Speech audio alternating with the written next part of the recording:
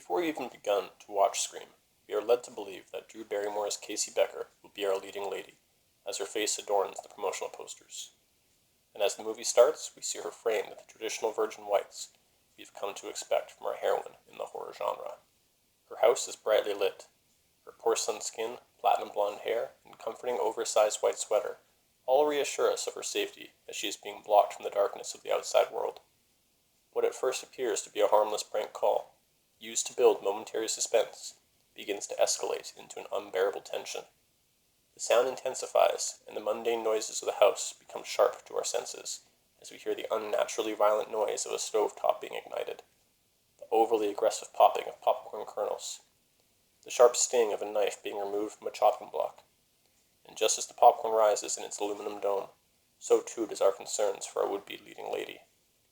Our virginal white Casey and her brightly lit home begin to be swallowed by dark shadows, as our unknown caller's tone shifts from a warm curiosity to vulgar threats, and the score becomes haunting and overpowering.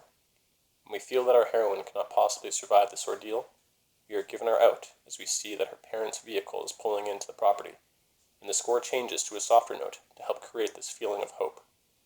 But once again our expectations are shattered, and Casey is consumed by our killer, who is draped entirely in black, and she is violently stabbed and hung from a tree for all of us to see in shocking detail. Our understandings of the genre tropes of horror have been immediately subverted, and there is nothing we can do but stare in disbelief. So after having our opening shot completely disregard our understanding of the genre, we must begin to question the other rules we've been trained to expect from horror cinema. As far as sound is concerned, ominous noises and aggressive music cues are telltales that our character is in trouble. Whenever the camera is shot from a point of view perspective, we are to assume that it is predatory in nature. Scream even goes as far as to construct a list of survival rules for our possible victims, including never go out to investigate a strange noise, don't drink or do drugs, one should always run out the front door rather than run upstairs, and of course, most importantly, one should never have sex. Scream is a film designed to purposefully shatter our genre expectations. We are constantly led to believe that certain characters are the villain, just to have that character either immediately killed, stabbed, or written out of the script completely. Principal Himbry, holding the scissors and threatening two students, is played out with dramatic effect, only for him to be unceremoniously murdered a few minutes later. We are shown the killer's shoes, only to later see a close-up of the police detective wearing identical ones, for him to never be shown again in the movie. Deputy Dewey is constantly seen in situations that allude to him being the killer. Whether it's him holding the killer's mask in front of his own face, coming into frame just as the killer hangs up the phone, or ominous noises as he attempts to lure Gil Weathers away from the group. But he is shortly afterwards stabbed in the back. And Neil Prescott, Sidney's absent father, is strung along as being the killer, and even given motives for why this is plausible, only for us to be told at the end that it was all just a red herring. The truth of the killers and their motives is told to us in its entirety by Randy, and Stu explains at one point how to kill a person with a gleeful expression across his face.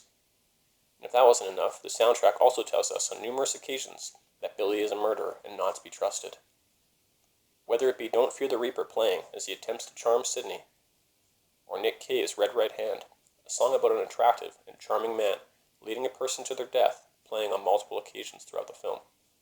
But we forgive Billy of these obvious telltales, and with our forgiveness, Billy's clothing changes to whites, to remind us of his assumed innocence, compared to the ominous blacks he was wearing prior. Craven is playing a game with his audience, by deconstructing our understanding of horror cinema. I'm going to take a bit of a detour to explain a concept coined by the postmodern theorist Jean-Francois Lyotard, known as the postmodern meta-narrative. Lyotard states that we legitimize ourselves by the telling and retelling of stories in order to give our lives meaning. Without the belief in such meta-narratives, few of us would be able to understand our position within our society or our cultural purpose. And even worse, doubting the narrative would cause us to threaten the security of the society's foundation. Ergo, everyone has their designed role within the narrative, and to detour away from that role would ruin the narrative and thus the culture. Yet throughout history, countercultural movements have pushed this narrative, and challenged that its purpose is solely to hide that our liberties have been taken from us, and that we have no say within an authoritarian system. Political activists, equality advocates and merchants of change throughout the decades have attempted to question the narrative and challenge their role within it. These people pushed for decensus, not consensus, in order to create discourse. But somewhere down the line, that fight against the narrative seems to have stopped, and we are left to play our roles without resistance.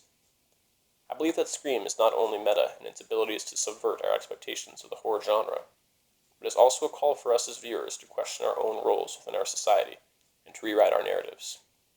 So let's analyze the characters who die throughout the film. First, we have Stephen Orth. He is given no lines of dialogue, and to us is simply a prototypical jock.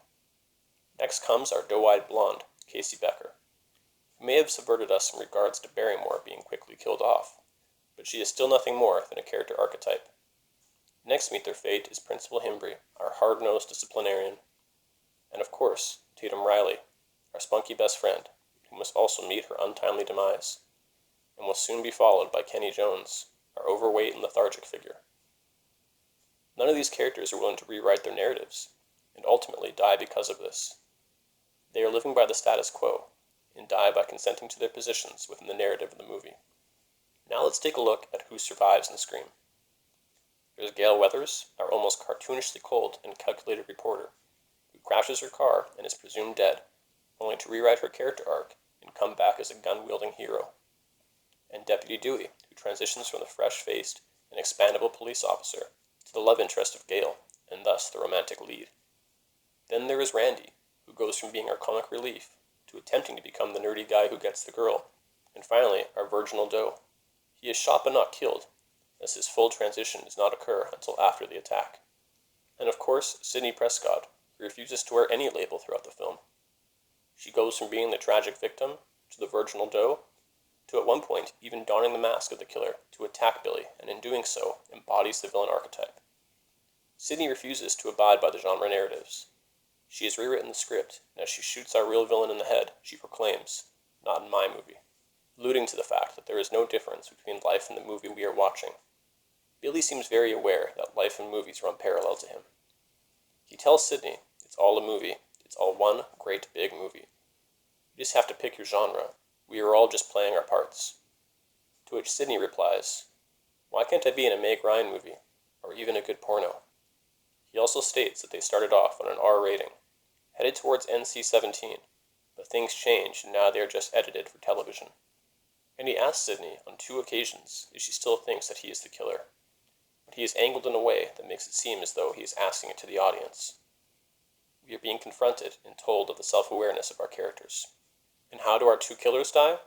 Stu is crushed by a television set that is playing the movie Halloween during a scene in which Jamie Lee Curtis's heroine is holding out a knife. He is literally killed by a character in a movie's knife. He meets his demise from a television showing Halloween's Last Woman Standing that is pushed on top of him by his reality's Last Woman Standing. Billy Loomis's death is somehow more complicated than this. There is a line earlier in the film that Ghostface says to Sidney while on the phone. "Looks like you fingered the wrong guy," he says. Well, she uses that finger to jab it into the wound on Billy's chest, and in her new story, he becomes the character who has been penetrated and is shot for his movie sins. Principal Himbry makes a comment about our generation being desensitized, bored, and depressed. And to double down on that, when his students are made aware of his death, they rush out in hopes of seeing his dismembered corpse. Youth of America playing in the background during the house party scene also acts as a reminder that our generation was doomed from the start. Scream is a challenge for us to break the mold. Horror movies had become boring and predictable, so Scream shook the system. Unfortunately, this shaking of the system had a negative ripple effect, as executives and studio heads pushed for films to follow the Scream format, but they seem to have missed the nuance and appeal that made Scream so great in the first place. Instead, we received copious amounts of films that took nothing from Scream except that jump scares don't need payoffs, and that comedy can be crammed into the genre without any understanding that satire and comedy are different things. The format had become the expected. It had transformed into the narrative it was trying to subvert. Our lives, however, do not have to follow that trajectory. And if our lives have become equally stale as the horror genre, we too must shake the system. There is no need to sit uncomfortably in our designed roles. We can branch out and attempt to be the people we desire to be. Whether that be a Meg Ryan in a romantic comedy, or to simply live our lives as if it were a good porno. You'll see him in your head on the TV screen. Hey, buddy, I'm He's a god, he's a man, he's a guru. You're one microscopic cog in his catastrophic plan, designed and directed by his red right